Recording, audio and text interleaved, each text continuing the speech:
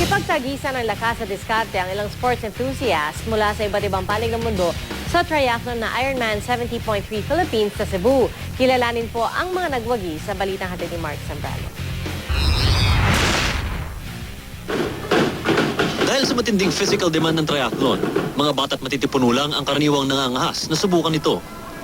Pero hindi nagpapigil dito ang 76 years old Malaysian na si Yi She Moon at ang 62-year-old na Indonesian na si Agnes Safford. You just have to want to do it.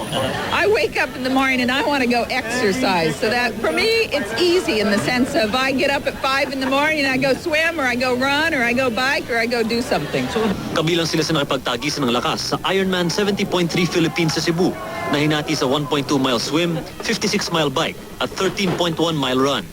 Itong 1.2-mile swim leg ng Ironman Triathlon ang itinuturing ng marami na pinakamahirap na bahagi ng karera. At ngayong taon, mas malaking pagsubok ang haharapin ng ating mga triathlete. Dahil nga sa sama ng panahon, malakas ang hangin at buhos ng ulan at pati ang dagat, malakas ang alon. Ang iba, napakapit na tumingi ng saklolo sa mga rescue kayak sa dagat. Sa huli, naagaw ng Australiano at first-timer sa karera na si Courtney Atkinson ang corona mula kay 3-time champion Pete Jacobs. Natapos niya ang karera sa oras na 3 hours and 58 seconds. That had a lot to do with the crowd over in Cebu City, and I looked forward to going through there each time, and then the run, I mean, it's amazing. Training lang talaga yung ginawa ko sa Laguna with my coach Matt. Women's overall champion si Caroline Steffen ng Switzerland. Top Filipino female finisher naman si Jenny Guerrero.